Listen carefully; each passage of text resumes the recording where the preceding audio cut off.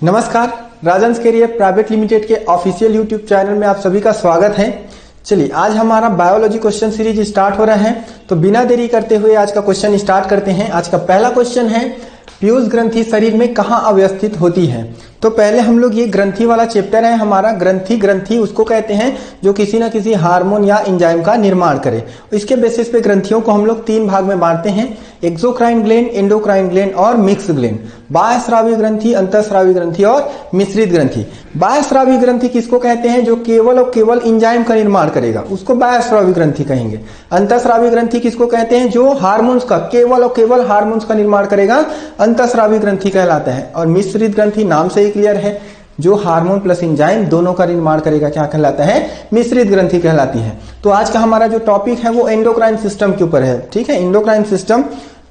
चलो, तो आज का पहला क्वेश्चन का आंसर देखते हैं। पीयूष ग्रंथि शरीर में कहाँ अवस्थित होती है? तो ये सारे देखो जो ग्लैंड है, एंडोक्राइन ग्लैंड, 9 एंडोक्राइन ग्लैंड होते हैं। कहाँ कहाँ पर अवस्थित होते हैं इसको देखते हैं पहले। तो देखो, हाइपोथैलेमस ग्लैंड, हाइपोथैलेमस ग्लैंड कहाँ पर होता है? हमारे ब्रेन में। पिट्यूटरी मतलब पीयूष ग्रंथि कहाँ पर होते हैं? ब्रेन में। पिनियल ग्लैंड कहाँ पर होते हैं? ब्रेन में। थायराइड ग्रंथि और पैराथायराइड हमारे गले में होता है। थाइमस ग्लैंड एकमात्र ग्रंथि जो फेफड़ों में होता है, दोनों फेफड़ों के मध्य होता है, सीने में। ठीक है, उसके बाद याद रखना पेंक्रियास। पेंक्रियास कहाँ होता है? स्टमक के नीचे होता है पेंक्रियास। उसके बाद देखो एड्रीनल ग्रंथि। एड्रीनल ग्रंथि हमारे किडनी के ऊपर, दोनों किडनी के ऊपर टोपीनुमा संरचना होती है, जिसको कहते हैं हम लोग एड्रीनल ग्लैंड। उसके बाद इसको बोलते हैं गोनाड ग्लैंड। गोनाड ग्लैंड एकमात्र ऐसी ग्रंथि होती है जो मेल और फीमेल में अलग होती है। तो फीमेल में याद रखना गोनेड ग्लैंड को ओवरीज कहते हैं और मेल में गोनाड ग्लैंड को टेस्टिस कहा जाता है। तो चलिए, यहां पर पिट्यूटरी ग्लैंड के बारे में पूछा गया है, कहां पर होता है? तो हमारे मस्तिष्क के नीचे होता है। तो यहां पर देखो करेक्ट आंसर क्या हो जाएगा? मस्तिष्क के नीचे। चलो, हृदय में कोई भी ग्रंथियां नहीं पाई जाती। गले में अपना क्या क्या होता है? गले में थायराइड ग्रंथि होता है और पैराथायराइड ग्रंथि होती है। क्लियर है? उदर में भी कोई भी ग्रंथियां नहीं पाई जाती। चलो, तो नेक्स्ट क्वेश्चन की ओर बढ़ते हैं। हमारा अगला क्वेश्चन स्क्रीन के सामने देखिए। निम्नलिखित ग्रंथि में से कौन सी ग्रंथि शरीर के तापमान को संतुलित व नियमित करती है? तो बॉडी टेम्परेचर को बैलेंस करता है कौन? हमारा हाइपोथैलेमस ग्रंथि। हाइपोथैलेमस ग्रंथि कहां पर होती है? हमारे ब्रेन में। हाइपोथैलेमस ग्रंथि कहां होती है? ब्रेन में। क्या करता है? बॉडी टेम्परेचर को बैलेंस करता है। इसीलिए हाइपोथैलेमस ग्लैंड को क्या कहते हैं? मानव शरीर का थर्मामीटर कहा जाता है। क्या कहते हैं? मानव शरीर का थर्मामीटर। तो इसका करेक्ट आंसर हो जाएगा हाइपोथैलेमस। ये याद रखना, क्या करते हैं? टेम्परेचर को बैलेंस करेगा, पहला काम इसका। दूसरा काम, ये भूख और प्यास को नियंत्रित करता है। भूख और प्यास, भूख और प्यास को नियंत्रित कौन करेगा हमारे शरीर में? तो हाइपोथैलेमस। देखो, एज इट इज, जिस टाइम पे हमारा खाने का आदत होता है उसी टाइम पे हमको भूख लगता है। क्यों? क्योंकि हमारे शरीर में उसी टाइम पे क्या रिलीज होता है? हाइपोथैलेमस रिलीज होता है। क्लियर है? जिस टाइम पे प्यास लगता है उस टाइम पे हाइपोथैलेमस रिलीज होता है। इसके साथ साथ ये याद रखना, हमारे फीलिंग्स, हमारे भावनाओं पर भी नियंत्रित करता है। हमारे भावनाओं पर नियंत्रित करता है।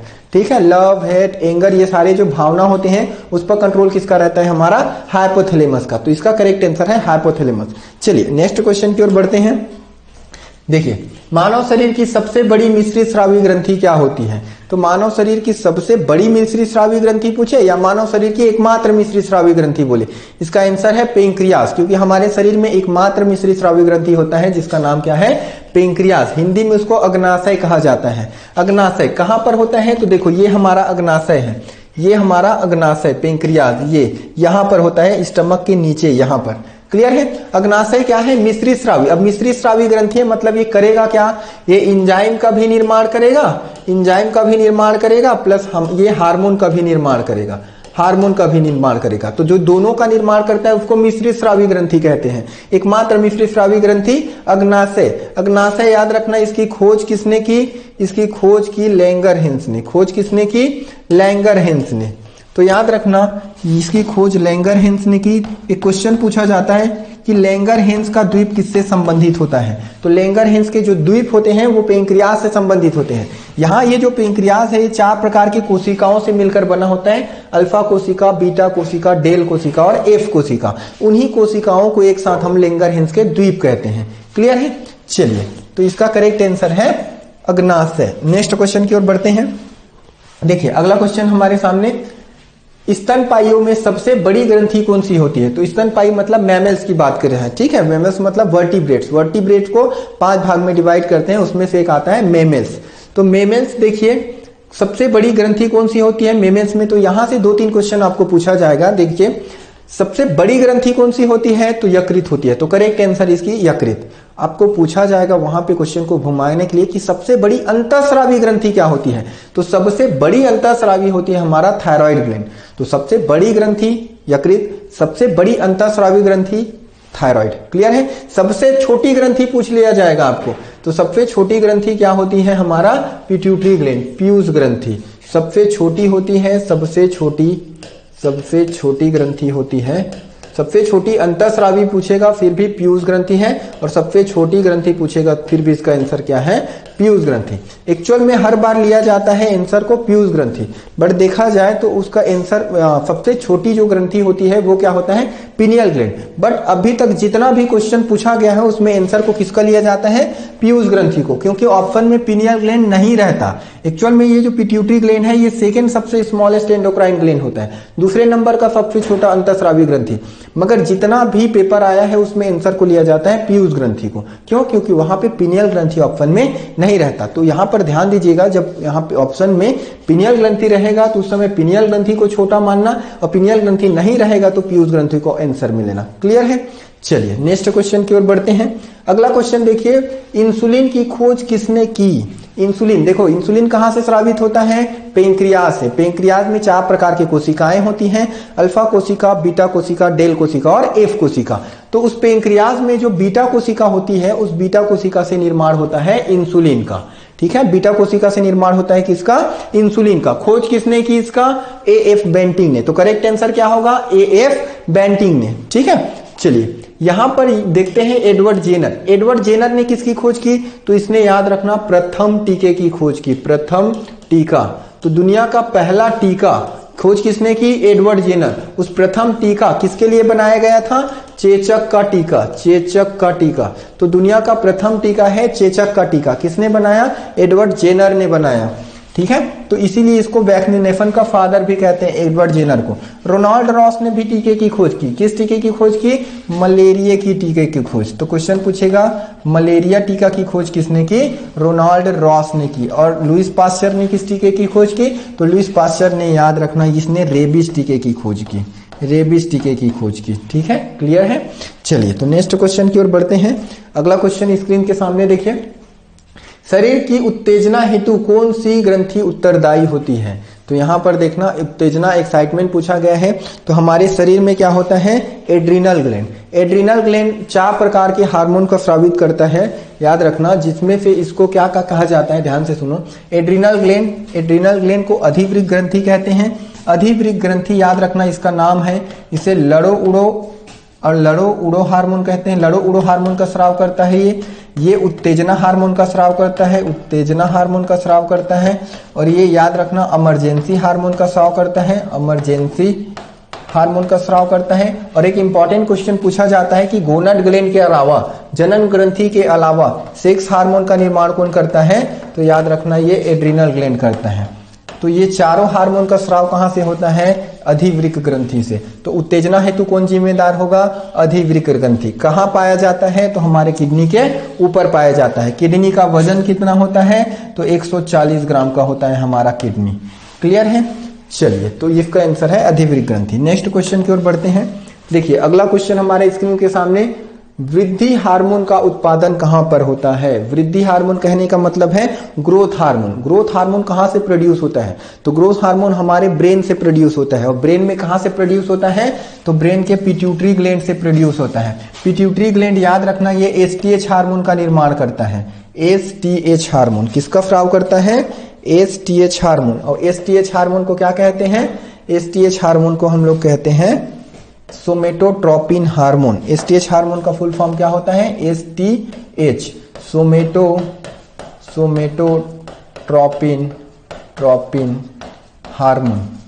Somatotropin hormone. अब ये सोमेटोट्रोपिन हार्मोन को ही याद रखना, इसका दूसरा नाम है ग्रोथ हार्मोन।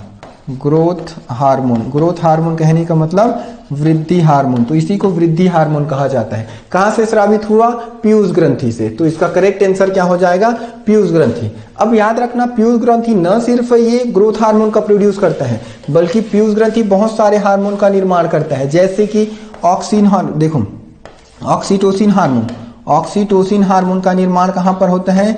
ऑक्सीटोसिन हार्मोन का निर्माण पीयूष ग्रंथि करता है। याद रखना ये TSH है, तो याद रखना TSH हार्मोन का स्राव यही करता है। थायराइड स्टिमुलेटिंग हार्मोन का निर्माण यही करता है। याद रखना ये PLH प्रोलेक्टिन हार्मोन का स्राव भी यही करता है। उसके बाद ACTH हार्मोन एड्रीनोकार्टिकोट्रोपिन हार्मोन का स्राव भी कौन करता है? हमारा पीयूष ग्रंथि ही करता है। और ये क्या करता है? अन्य सभी ग्रंथियों को नियंत्रित करता है हाइपोथैलेमस को छोड़कर। इसीलिए पीयूष ग्रंथि को क्या कहते हैं? मास्टर ग्लैंड कहा जाता है। पीयूष ग्रंथि को क्या कहते हैं? Master gland. ब्रेन में यह याद रखना मटर के दाने के समान होता है। कितने ग्राम का? 0.5 ग्राम का, मात्र 0.5 ग्राम का होता है, मटर के दाने के समान ब्रेन में। और इसका काम बहुत ज्यादा होता है क्योंकि सर्वाधिक प्रकार के हार्मोन जो हमारे शरीर में बनाता है, इन सभी ग्रंथियों में सर्वाधिक हार्मोन जो बनाता है वो पीयूष ग्रंथि बनाता है, लगभग 11 से 13 प्रकार के हार्मोन। ठीक है, चलिए आगे बढ़ते हैं। नेक्स्ट क्वेश्चन है मधुमेह, डायबिटीज मेलाइटिस कहते हैं, किस हार्मोन के अल्पस्राव के कारण होता है? तो यहां पर देखते हैं ये किस हार्मोन के अल्पस्राव के कारण होता है। तो मैं अभी बताया कि जो पेंक्रियाज होता है, पेंक्रियाज क्या करता है? पेंक्रियाज ये याद रखना हमारे शरीर में इंसुलिन हार्मोन का निर्माण करता है, इंसुलिन। अब इंसुलिन हार्मोन क्या करता है? तो शुगर लेवल को कंट्रोल करता है। इंसुलिन की कमी हो गई तो शुगर क्या हो जाएगा? शुगर लेवल बढ़ जाएगा। शुगर लेवल के बढ़ने को ही क्या बोलते हैं? डायबिटीज कहते हैं। शुगर लेवल के बढ़ने को ही क्या बोलते हैं? डायबिटीज कहा जाता है। तो किसकी कमी से होगा ये? इंसुलिन की कमी से, इंसुलिन की कमी से। ठीक है, खोज किसने की? एफ बेंटिंग ने।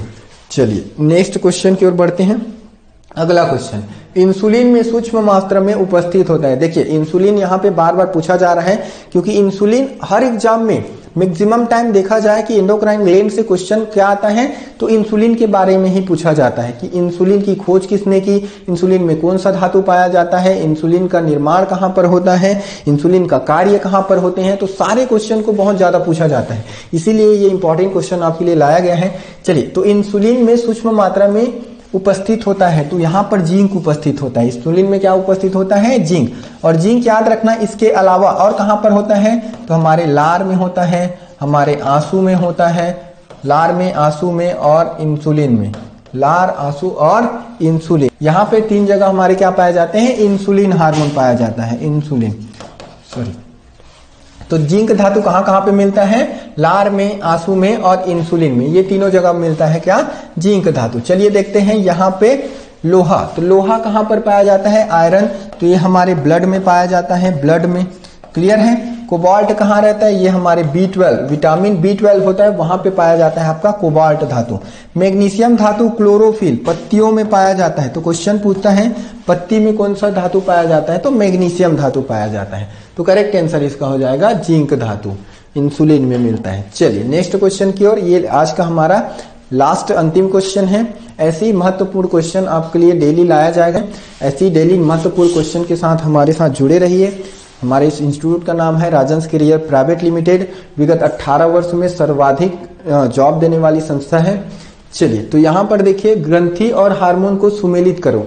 तो ग्रंथि और हार्मोन को सुमेलित करना है। यहाँ पर दिया गया है ग्रंथि, यहाँ पर दिया गया है हार्मोन। तो जनन ग्रंथि, जनन ग्रंथि बोलते हैं गोनड ग्लैंड, गोनड ग्लैंड। टेस्ट में आता है ओवरीज और टेस्टिस। तो याद रखना जनन ग्रंथि क्या करता है? ये जो ओवरीज है ये एक्स्ट्रोजन, एस्ट्रोजन, एस्ट्रोजन और प्रोजेस्टेरॉन, प्रोजेस्टेरॉन, प्रोजेस्टेरॉन, ये 2 हार्मोन का निर्माण करता है। ठीक है, तो यहां पर देखो ये जनन ग्रंथि क्या करेगा? प्रोजेस्टेरॉन हार्मोन का निर्माण करेगा। पीयूष ग्रंथि, अभी बताया पीयूष ग्रंथि क्या करता है? ग्रोथ हार्मोन का निर्माण करता है, वृद्धि हार्मोन का। अग्नाशय, अग्नाशय किसका निर्माण करता है? इंसुलिन का। और अधिवृक्क लड़ो उड़ो हार्मोन का। तो देखिए ऑप्शन ए का 2, ऑप्शन बी का 3 और ऑप्शन सी का 1, ये किसमें दिख रहा है आपको? Option number C. तो इसका करेक्ट आंसर हो जाएगा ऑप्शन नंबर सी। तो ये हमारा महत्वपूर्ण क्वेश्चन था। चलिए आज के लिए इतना ही, धन्यवाद।